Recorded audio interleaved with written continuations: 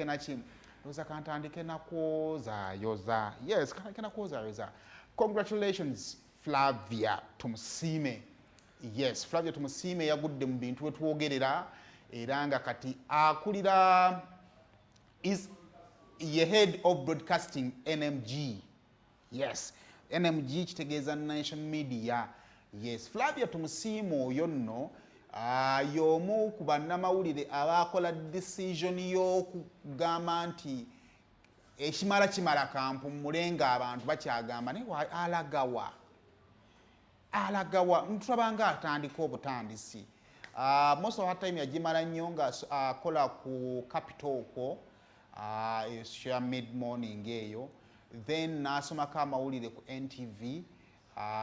Yasooka kuva ku NTV kusoma amawulire, then n'amala n'ava ku Capital mid morning, then n'adda ku Desert Island. Just sure oba bakyagikola oba yagivaako, n'addayo n'atandika okukola ebintu bye. Saawa zino we twogerera ekirangiro kyavudde dda nga waggulu nga bw'oyinza okulaba Nation Media Group management announcement batugamba nti we are excited to welcome Flavia Tumusiime, the new head of broadcasting at Nation Media Group. Otegedde bulungi? Kale ne batugamba batya Flavia is a seasoned media person with 22 years of experience across TV, radio and digital platforms. She brings deep expertise in content strategy, audience engagement, and digital transformation. Skills that align perfectly with our vision for the future of broadcast. Her work across key African markets, including Uganda, Kenya, Ghana, and South Africa, positions to her lead with insight and innovation. A respected voice in the industry, Flavia's leadership and passion for impactful storytelling will be a great asset to our team. Ne batulaga wali agudde mu bintu. Otegedde ekintu ekyo? Yes, so Flavia twagala okubanga tukuyozaayoza. Yes, amanyi bino ebintu bwe bitandika okujja bwe batinida akafaananyiko taata. Katereke. Kakwokya owulira ofa bw'otayonoona tobeerawo. Kati owulira ebyonoonese bye tulina okutusaawo amangu ago nedda tuganye. Kakati Flavia ono atukidde mu kaseera nga I remember ndowooza it is a week ago twali wano ku video era egambibwa okubanga yali ya straka.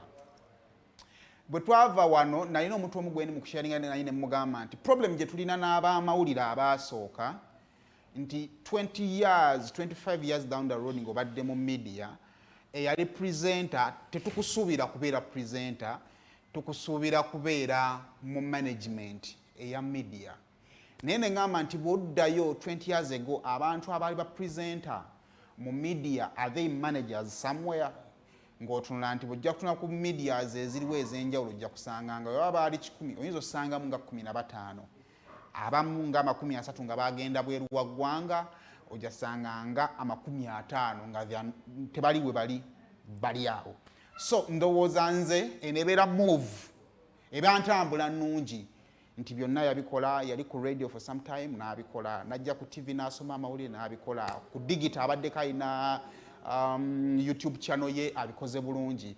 Kati ensi awaddako si kujja ate kujja kunyigiriza bano baana bato batandika, wabula kubeera kudda waggulu ate kukozesa experience eyo okuyamba bano abaakula bagamba nti I would love to be like Flavia. So Flavia nkwagaliza birungi byereere. Kati akafaananyi k'omukulu ono waakaleetedde Flavia asooka kukola Teens Club ne Uncle Cats. Obalaba bonna baali ba presenter ba show emu, kati ono afuuse head of production NMG, ono akyali presenter. Kati si musajja wange bannaaye. Naye ekisinga obukulu oli muntu mukulu osobola obbaako kyolaba n'ogamba nti naye ekisinga obukulu kwe kutambula olugendo ng'olutambudde bulungi. Kale awo njagala tuveewo tweyongereyo tulabe ekirala ekiri sayidi z'eno. Kandabe wano